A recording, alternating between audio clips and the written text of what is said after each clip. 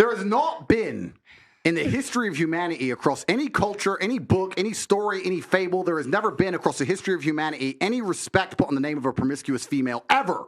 Ever. You name the biggest conquerors that you can possibly name from history. Genghis Khan, Alexander the Great, all of them. They all had 100 wives, bunch of children, Big G, conquered the world. Normal. That is normal evolutionary biology. That's how men are designed to be. There's never been a single female who's been celebrated for her promiscuity ever in history. It's always been frowned upon and disgusting. So yes, we are completely and utterly different. Yes, it's different if a woman cheats on a man.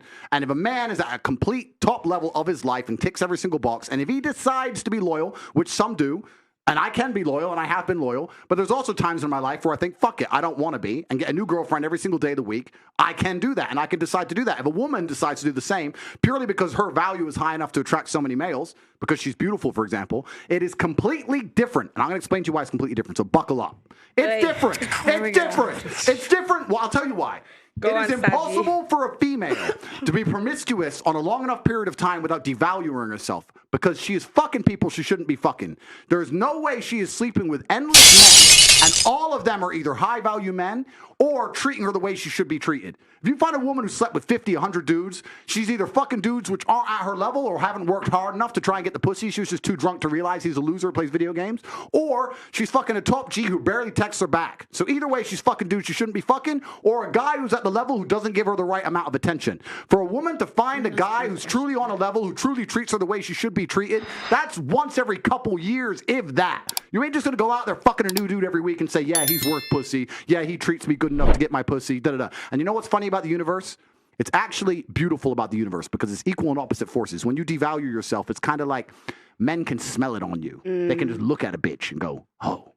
And that's the way it works. So you have to be very careful as a female and sit and go, does this man truly deserve to fuck me? And if you think about it, the answer 99% of the time, especially if you're promiscuous, is no. So when a woman is sleeping around with all these men, she's devaluing herself. She's devaluing herself, and the world knows, God knows, the universe knows. When a man does it, he doesn't devalue himself at all. That's just the way it works. Can I ask you a question?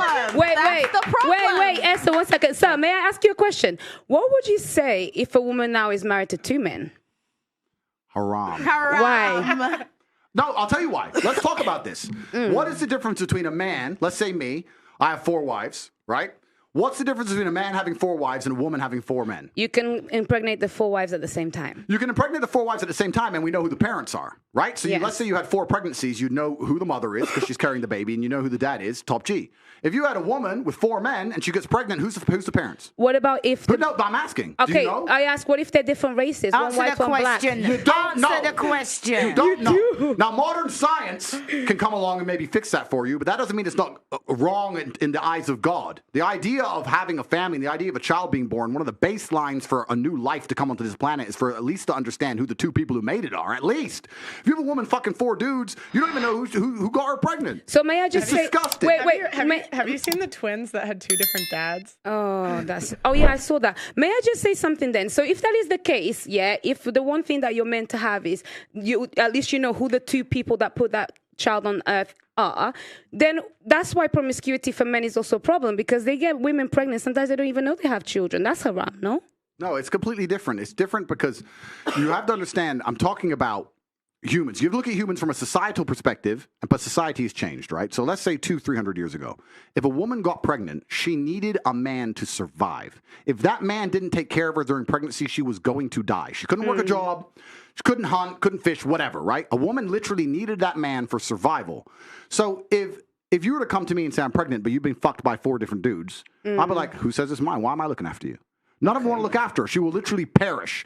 This is why in most of the world today, still today, virginity is so coveted, and throughout all of history it's been so coveted, because that's the only way to ensure paternity. She's a virgin, I know that's my baby. She ain't a virgin, prove it's mine.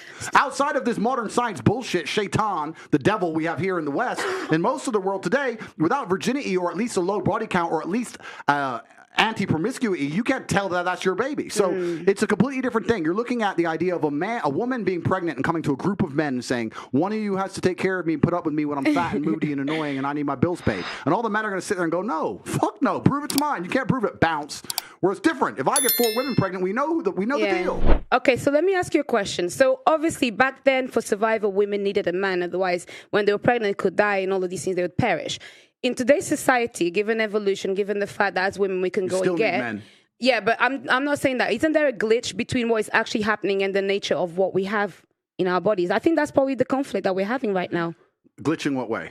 In the sense that women don't feel like they need men in the most physical sense, perhaps that's like right. naturally. It's very interesting. Women don't feel like they need men in a physical sense because life is soft, but it's bullshit. And it's bullshit because you still need men by proxy, one, and two, the second life gets difficult, you very quickly learn how much you need men. But women will go, I'm an independent, I don't need no man because I have an OnlyFans and men pay my OnlyFans, and if anyone comes up to me, I'll call a male police officer. I don't need men. Shut up, you fucking idiot. Of course you do. You just named your whole life is based on fucking men. The road you're driving on was paved by a man. The house you're living in was built by a man. The car you're driving was